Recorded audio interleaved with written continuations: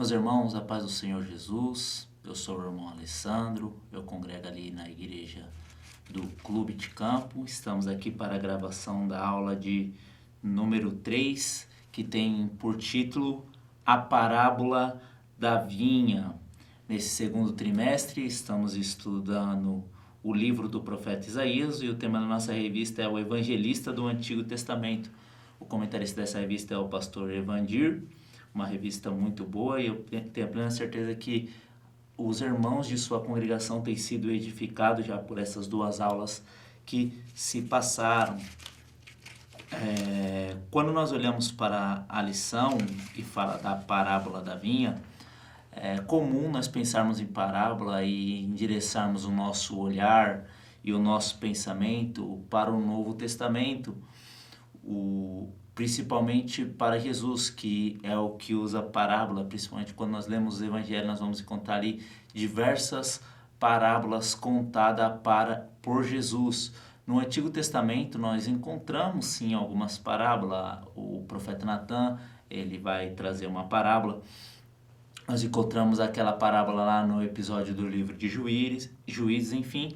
E aqui o nosso querido pastor, ele vai colocar o título dessa lição como a parábola da vinha, que é uma parábola contada para trazer os ensinamentos sobre o que estava acontecendo com o povo de Deus ali, com o povo de Israel. Também a nível de introdução, e também um dado importante, é bom que se diga que quando nós falamos de parábola, o Jesus, muitos comentaristas vão falar que Jesus é o que começa a popularizar esse ensino por parábolas, que não era algo muito comum no seu tempo.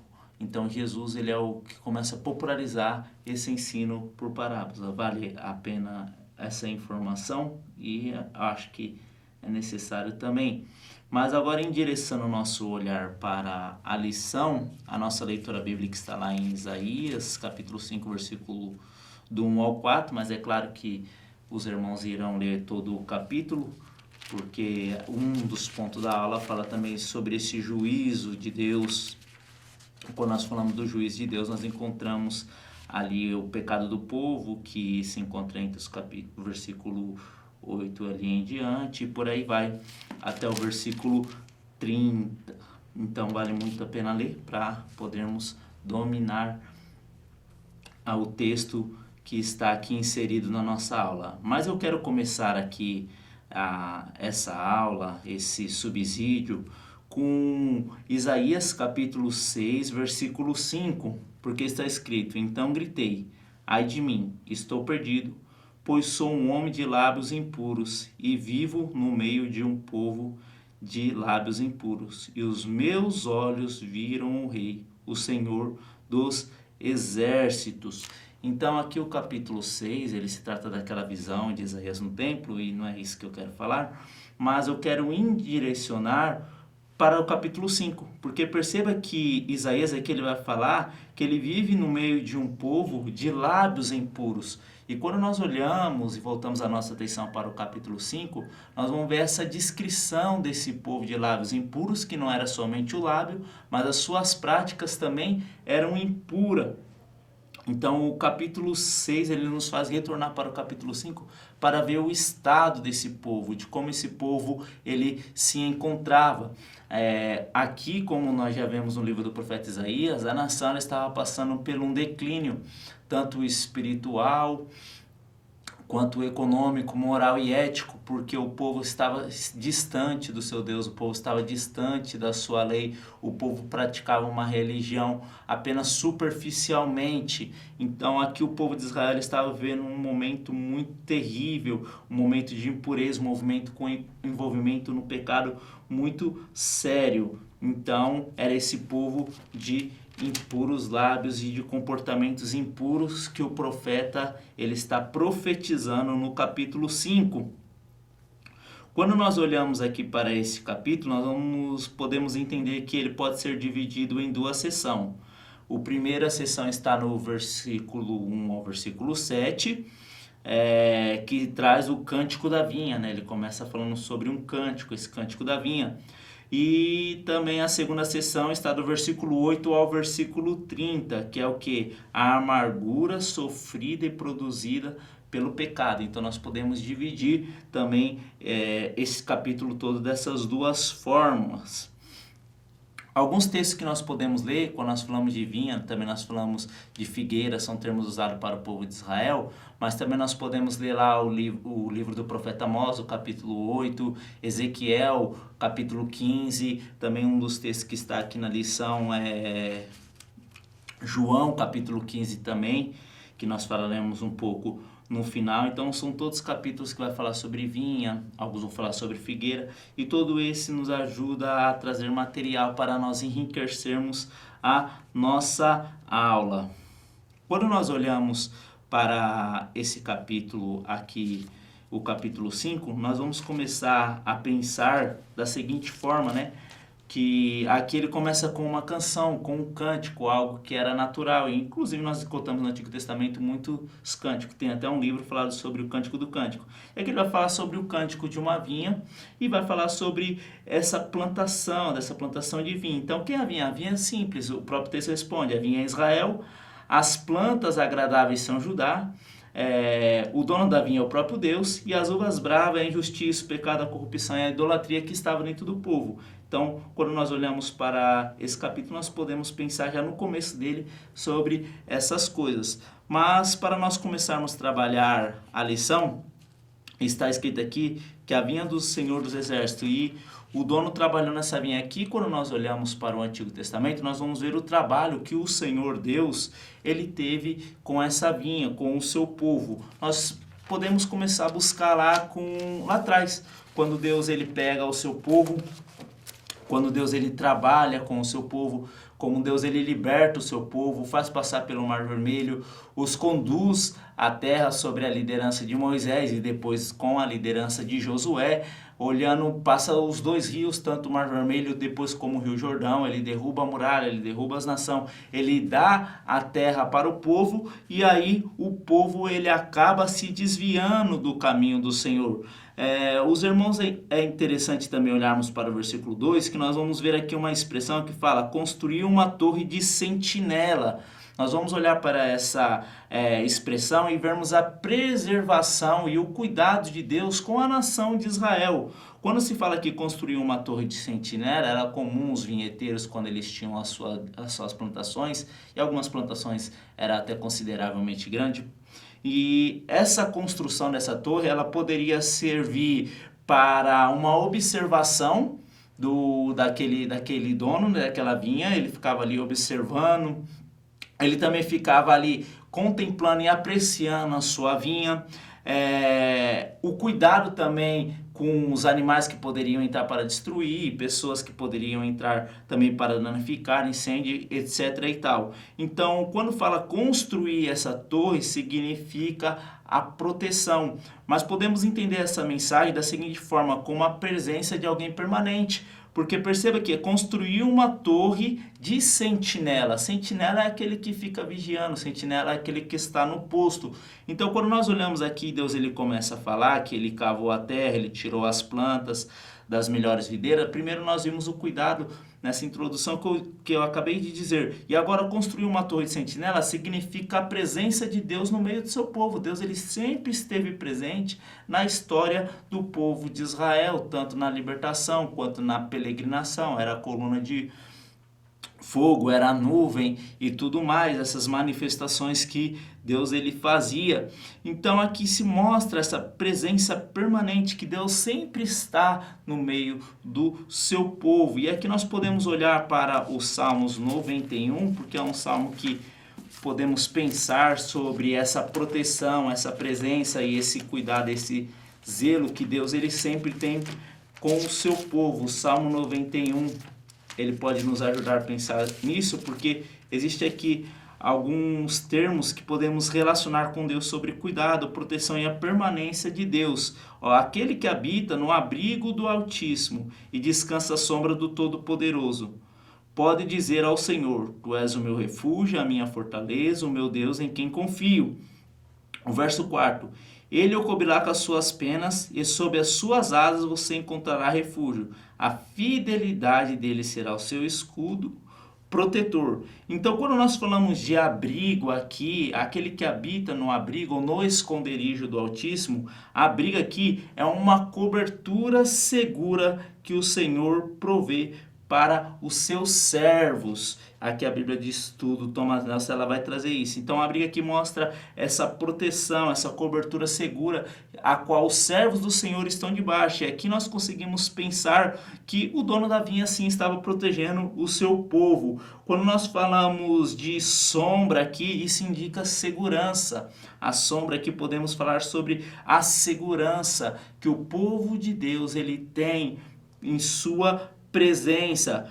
Perceba que também vai falar de fortaleza, é um lugar seguro contra ataques. Quando nós falamos de fortaleza, nós temos essa ideia, né? Quando uma nação ela chega para conquistar outra, e nós pensamos assim nos filmes de guerra, para ficar bem claro um exemplo, existe aquela fortaleza, e uma fortaleza é bem segura. Quando nós olhamos para a Bíblia Sagrada também, no episódio que os jebuseus eles vão afrontar Davi, que Joabe ele vai conquistar, ele tem uma estratégia toda, porque ninguém conseguia conquistar, porque era uma fortaleza, então ele tem toda essa ideia. Então quando fala que Deus é o nosso refúgio e a fortaleza, significa que debaixo dele, quando estamos em Cristo, quando estamos debaixo da presença de Deus, nós encontramos lugar seguro, estamos protegidos contra os ataques. Então na presença de Deus estamos protegidos contra os ataques do maligno, porque a própria Bíblia vai falar em João, em uma das suas epístolas, que aquele que é de Deus, o maligno não o toca, que aquele que é de Deus o maligno não toca. O verso 4 é interessante que ele vai falar, ele cobrirá com as suas penas.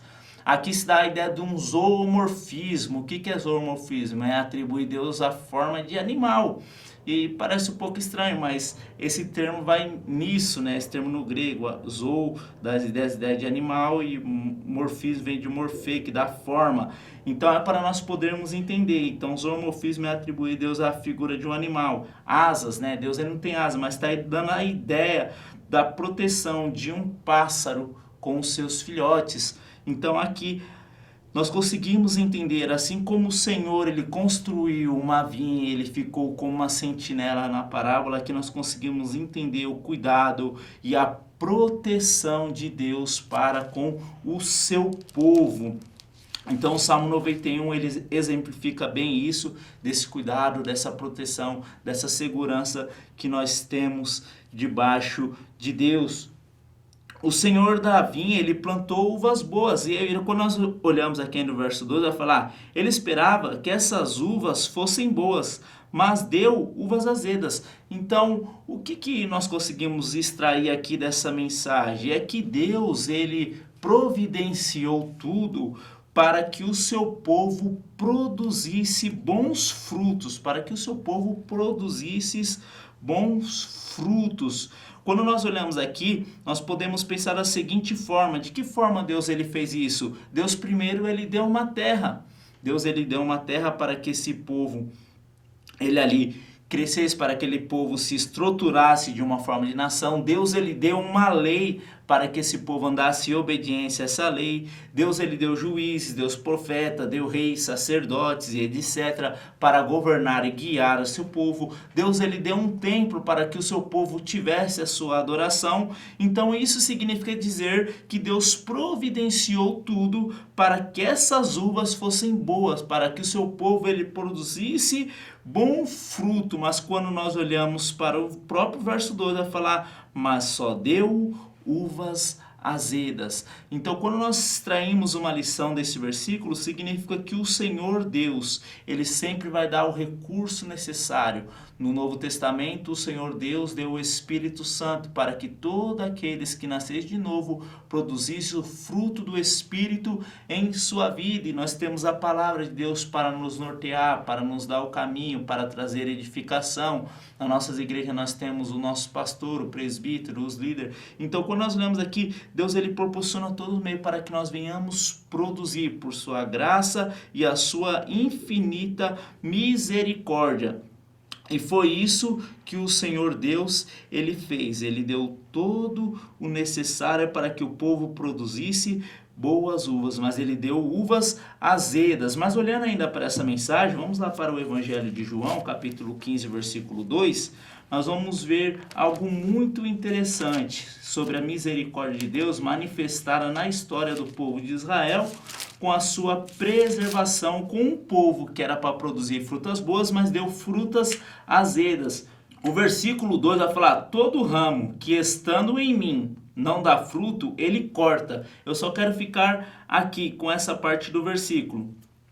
Perceba, todo ramo que estando em mim não dá fruto, ele corta.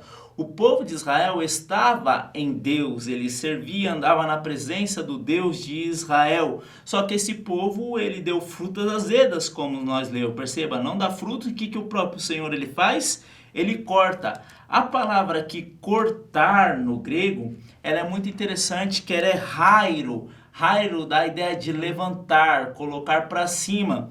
E aqui uma pessoa que ela viveu na zona rural, ela entende bem o que é isso. É mais ou menos quando o agricultor ele ia olhar a sua vinha, ele via que aquele cacho ele não estava bom, o que ele fazia? Ele levantava e ele amarrava com um pauzinho para que esse galinho, esse raminho, ele ali se sustentasse, ele ficasse em pé. Então cortar aqui significa levantar, colocar de pé. Colocar de pé. Aí, só abrindo um parênteses lá dentro do versículo, se você continuar lendo, depois vai falar que ele corta e joga no fogo. Ali o cortar é juízo, mas quando nós lemos aqui no versículo 2, o cortar é levantar. E olha que interessante, quando nós olhamos aqui para a história do povo de Israel, que deu frutas azedas, nós podemos fazer um paralelo com essa passagem de João 15, porque aqui o povo estava para ir para o cativeiro. Aqui o povo ele foi para o cativeiro babilônico mais para frente. Então aí nós vemos o Senhor cortando, ou seja, o Senhor colocando o seu povo de pé, o Senhor preservando. E como que o Senhor fez isso? Deus ele preservou essa nação. Podemos dizer que o Senhor ele corta, ou seja, ele disciplina, mas ele sustenta o seu povo para que o seu povo, por intermédio do seu povo, viesse o Salvador, Jesus Cristo. Então, nós fazemos esse paralelo, nós conseguimos ver a misericórdia de Deus manifestada na história de Israel, com o Senhor ele cortando, para que assim o seu povo viesse dar fruto. E por intermédio desse povo veio o Senhor Jesus Cristo. Agora, quando nós olhamos aqui também para a nossa ala, nós vamos ver sobre o pecado. Primeiro começa-se com um cântico, primeiro ele começa com esse cântico, depois ele começa a falar sobre o que Deus ele fez por esse povo, e agora nós vamos ver esse povo num estado de pecado. O comentário bíblico de Matthew Henry, ele vai falar que existem 6 pecados específicos listados do versículo 8 em diante. O primeiro pecado específico, ele vai falar que é o pecado da ganância, que é punido pela fome. Se está nos versículo 8 ao versículo 10. Se você tiver o comentário de Matthew Henry na sua casa, vale a pena dar uma olhada. O segundo pecado que ele vai colocar aqui é o pecado de orgias, que ele vai colocar os versículos 11, 12, 22 e 23, que ele vai falar que deve ser punido com prisão, que está entre os versículos 13 e 17, que é a punição que ele vai trabalhar. Eu confesso que quando eu olhei para esse texto e olhei esses versículos, li em outras traduções, eu não consegui enxergar o pecado de orgia aqui, mas o que ele estava querendo trazer no pensamento que eu consegui extrair sobre isso. Porque aqui, se ler esses versículos, você vai ver que está falando sobre bebida, embriaguez. Então, pode ser que Matthew Henry ele vai trazer uma inferência sobre o texto. Então, quando há bebida, a imoralidade, a orgia e etc e tal. Então, ele vai trazer esse pensamento. Foi o que eu consegui compreender. Para mim não ficou muito claro, mas trazendo aqui para os irmãos. O terceiro é a presunção e o povo desafiando a própria justiça de Deus, que está nos versículos 18 e o versículo 19. O quarto pecado que ele vai listar aqui é a confusão dos princípios morais, ou seja, essa inversão de valores, que está no versículo 20, né? Aqueles que, né, o versículo 20 está escrito bem assim, é um versículo bem significativo e bem presente no nosso dia, dos que chamam o mal de bem, e preferem o mal que fazem das trevas à luz. Então ele vai falar sobre essa inversão de valores, desses princípios morais, a pessoa que fala que o mal na verdade é coisa boa. O quinto pecado que ele vai listar aqui é o autoconceito, é a soberba. Isso está no versículo 21.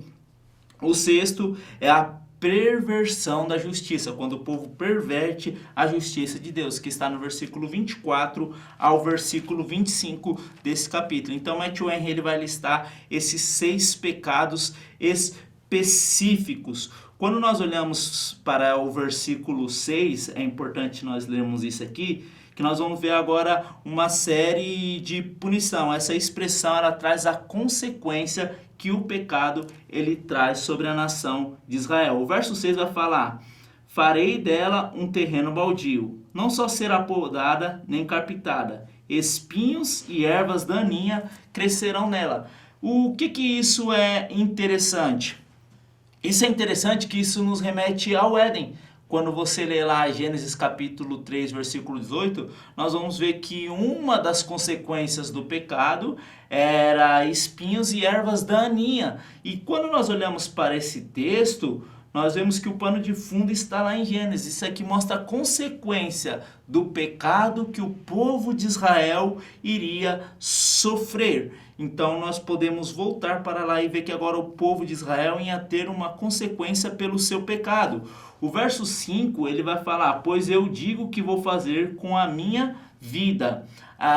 Interessante que eu estava lendo alguns comentários bíblicos e alguns hebraístas vão falar que essa expressão pois eu lhe digo o que vou fazer com a minha vinha, significa que uma expressão no termo hebraico de uma decisão irrevogável da parte de Deus que traria o juízo para o seu povo. E por que Deus ele traria esse juízo para o seu povo? Porque o seu povo ele quebrou a aliança, o seu povo quebrou a aliança que uma vez havia feito com o próprio Deus. E quebrando essa aliança, Deus agora iria trazer esse juízo para esse povo. Por isso que seria uma decisão irrevogável, porque o Senhor ele é fiel à sua aliança para um povo que era infiel. Então, dessa forma, o que Deus faz? Deus ele tira toda e qualquer proteção do seu povo, permitindo assim, mais para frente, primeiro o exército assírio eles toma o povo em 722, depois vem a Babilônia.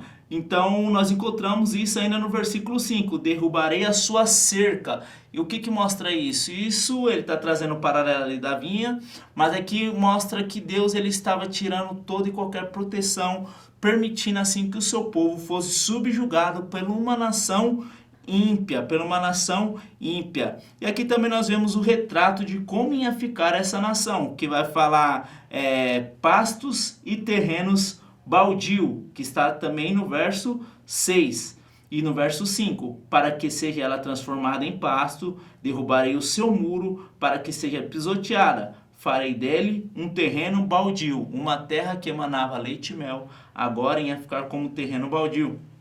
E algumas traduções, principalmente da Bíblia inglesa, vai falar um pântano, farei dela um pântano. Então nós vemos esse retrato lastimável que ficou a cidade de Jerusalém após o cerco do rei da Babilônia, após a sitiação dele, após ele destruir aquela cidade. Também quando nós lemos o livro do profeta Ageu e Zacarias com a construção do templo, o povo chora porque aquele templo já não era como antes. Então aqui nós vemos o estado lastimável. E o livro de Lamentações do profeta Jeremias, ele mostra a tristeza do profeta ao olhar para aquela cidade, ao saber sobre aquela cidade o que estava acontecendo. Então o povo ele quebra essa aliança, Deus ele toma uma decisão irrevogável, Deus ele tira a sua proteção. Agora Deus ele permite que essa cidade, que essa terra que uma hora emanava leite e mel, agora vira uma terra como se fosse um pântano. E o que é interessante também é que nós encontramos ainda mais uma sentença que viria de acordo com a lei que estava lá em Deuteronômio. Também ordenarei as nuvens que não derramem chuva sobre ela. Isso também já tinha acontecido no passado. O povo já tinha experimentado isso no tempo do profeta Elias. Nós vemos que o profeta Elias ele chega ali e ele profetiza que não iria chover. Depois só vai cair chuva quando ele está lá no Monte Carmelo, que é aquele confronto entre Elias e os profetas de Baal e Acera. Então tudo isso foi por o povo inviolar e quebrar a aliança de Deus. Então primeiro nós vemos uma expressão que nos aponta ao pecado original, trazendo a sua consequência Adão, e agora essa expressão ela mostra e traz consequência também para o povo de Israel que quebrou a aliança de Deus. Interessante quando nós olhamos para o texto, que também está um pouco na nossa lição, que vai falar sobre Israel para o cativeiro. E agora eu quero falar um pouco sobre a importância do cativeiro. Nós tivemos o cativeiro do Egito, nós tivemos também o cativeiro, podemos assim dizer, da Síria e Babilônia, que eu quero falar um pouco sobre esses três cativeiros. No Egito, o povo ele fica preso ali por aproximadamente 430 anos, mas o que isso traz de importância? Primeiro, Deus ele conduz ali José, nós conhecemos a história ali quando nós lemos o livro de Gênesis, depois a sua família ela vem, e o que é interessante é que ela vem num momento de crise que estava de seca e de fome. Então o que nós encontramos? Novamente, Deus ele preservando o seu povo, e nós vemos o que acontece. Egito era uma das maiores potências do mundo de então. Então nós vemos o povo de Israel, depois ali da morte de Faraó, que nós começamos a ler ali Êxodo, que agora o povo ele passa de ser um povo que vivia na terra do Egito, que vivia sobre a dependência de Faraó e que era um povo livre, por mais que estava ali, agora virando um povo escravo. Mas o que nós vemos?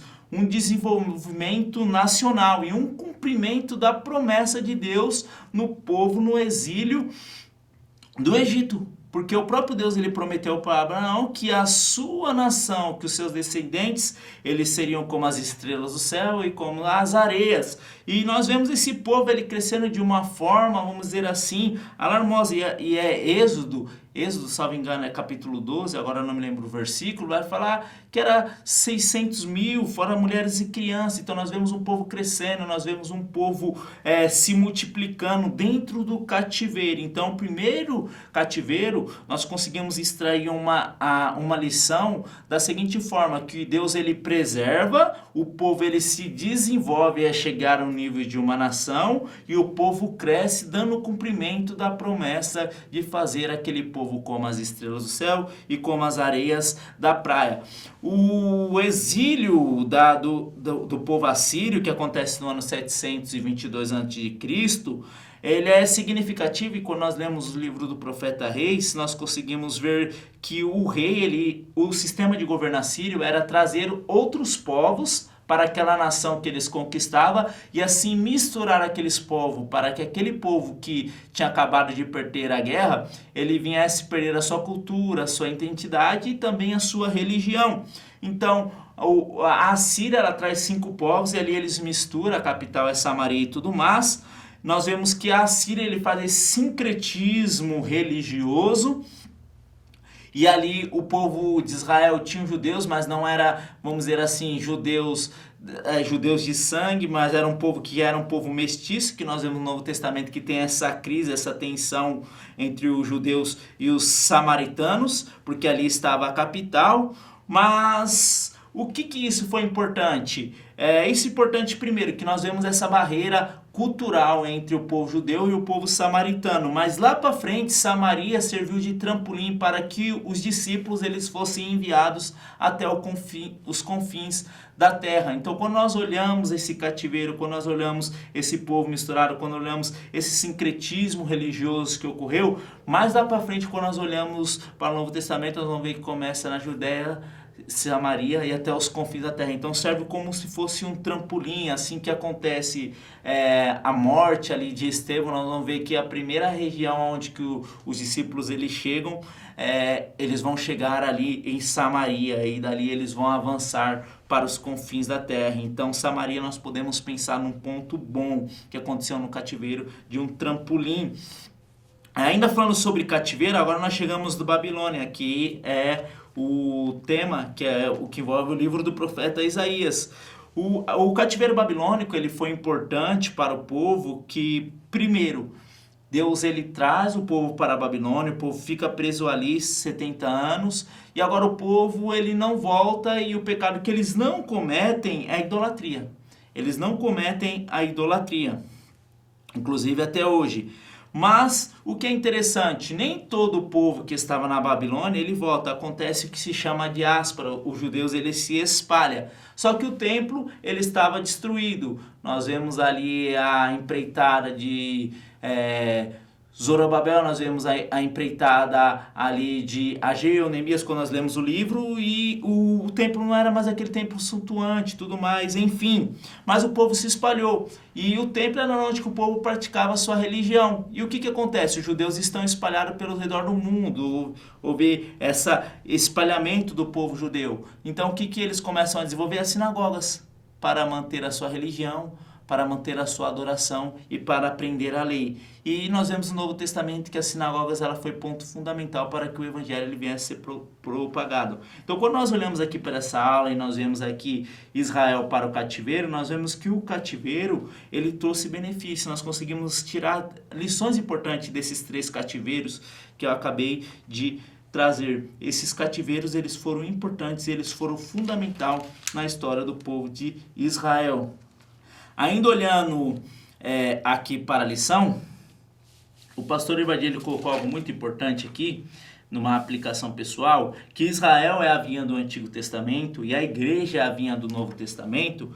Eu acho isso fundamental para nós olharmos para a aula, e eu quero abrir lá em Mateus, que fala sobre a parábola da vinha, e ele também traz o texto aqui de João, mas Mateus capítulo...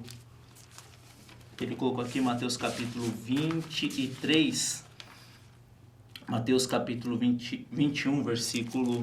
Eu quero trazer o versículo 43 e o 45.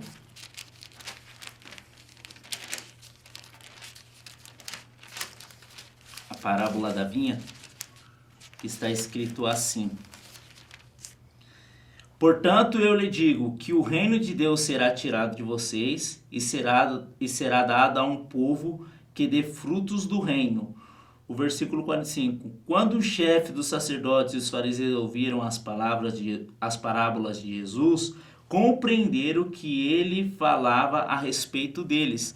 Então aqui nós precisamos fazer a diferenciação. Eu achei isso bastante interessante, que Israel é a vinha do Antigo Testamento e a igreja é a vinha do Novo Testamento. Israel é Israel, irmãos, e igreja é igreja. Nós precisamos fazer essa diferenciação que é fundamental para nós conseguirmos compreender o plano de Deus, a história salvífica. E quando nós falamos isso, agora abrir um parênteses, nós não falamos que Deus de uma hora salvava de uma forma e de outra hora salvava na outra. Não, a salvação sempre está e sempre estará em Cristo Jesus. Mas Deus ele tem um plano com a nação de Israel, Deus tem um plano com a igreja. Nós precisamos separar. E o que nós encontramos aqui?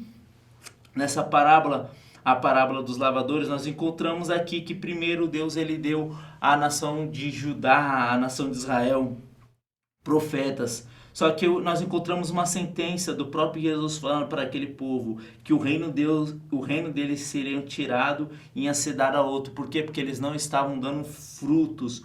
E aqui os sacerdotes e os fariseus, eles entenderam do que Jesus ele estava falando. Então, o que nós encontramos aqui? Nós encontramos algo muito importante, que esse reino ele foi tirado da liderança judaica e ele foi dado para os discípulos, porque o próprio Jesus ele falou em João 15, eu vos nomeei para que vá e dê frutos. Então esse reino foi tirado da liderança judaica e dado para os discípulos de Jesus que deram frutos, ganharam almas, anunciaram a salvação em Cristo Jesus. Então precisamos fazer essa diferenciação. Pois bem, irmãos, caminhando aqui para as conclusões e as considerações finais, quais são as lições que nós aprendemos com essa aula? Muitas lições nós aprendemos, mas agora, para serem mais específicos, que todo pecado ele traz consequência. Todo pecado ele traz consequência. Ele não pode trazer consequência no exato momento, ele pode trazer consequência para um futuro, mas ele trará também consequências na eternidade. Então todo pecado ele traz consequência. As pessoas hoje não estão levando a sério, não estão respeitando o santo, aquele que é santo. Se perceba que Isaías, quando ele está na presença de Deus, ele fala: eu sou um homem de lábios impuros e habito no povo de impuro lábio. Nós precisamos ter temor. A igreja hoje ela precisa ter esse temor. Esse temor precisa ser gerado no nosso coração. Nós precisamos, o temor de Deus ele é fundamental, porque o temor ele nos faz a termos essa sensibilidade que o pecado ele é totalmente contra a santidade de Deus e nos leva a nos santificar. Então, quando nós falamos de temor, é isso. O temor ele nos traz essa consciência constrangedora que todo e qualquer ato pecaminoso vai diretamente contra a santidade de um Deus que é santo, que um Deus que é puro e que um Deus que é justo e nos leva a andarmos em santidade. Então, todo pecado ele traz consequências. Isaías ele profetiza anos antes. E lá para frente, a Babilônia, ela pega o seu povo. O que nós encontramos também, uma outra lição que nós podemos extrair? Que o machado está posto à raiz. O machado está posto à raiz. Nós vamos ver lá no Novo Testamento a pregação de João Batista falando que o machado já está posto à raiz. Então, porém, quando nós lemos o livro do profeta Isaías, nós vamos ver que o machado estava posto à raiz, que Deus ele ia disciplinar o seu povo, mas Deus ele preserva um remanescente para que viesse o nosso Senhor e Salvador. À luz de Ezequiel capítulo 15, nós vamos ver que ou o fruto ele produz um bom fruto ou produz nada. Então é uma outra lição que nós traímos: ou produzimos bom fruto ou produzimos nada.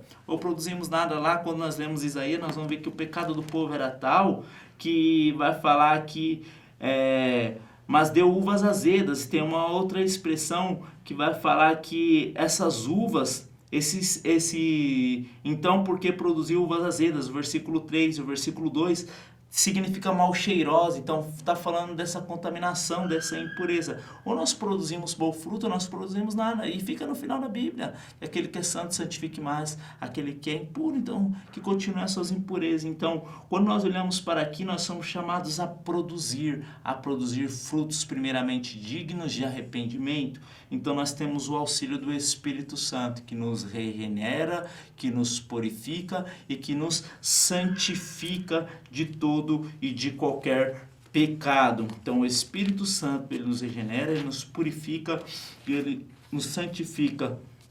Então, concluindo, nós nascemos de novo e o fruto do Espírito ele está sobre a nossa vida. Então que nós venhamos produzir frutos dignos de arrependimento. Então a parábola da vinha, ela é uma lição que conta a história do povo de Israel, um povo que estava na presença de um Deus fiel, mas um povo que foi infiel, a qual o Senhor ele veio com o seu juízo para tratar esse povo. E isso nos mostra que nos dias de hoje, se nós vivemos uma vida deliberadamente no pecado e não respeitarmos aquele Deus que é santo, o juízo ele virá. Alguns pensam que talvez não nessa vida, e sim, nessa vida ela vem, mas esse juízo também acarretará consequências eternas para aqueles que não se arrependem. Então, o Senhor nos chama a santificação e nos chama a darmos frutos de arrependimento. Que Deus em Cristo Jesus possa vos abençoar, e eu tenho a plena certeza que a sua classe de escola dominical será abençoada e edificada com esta aula.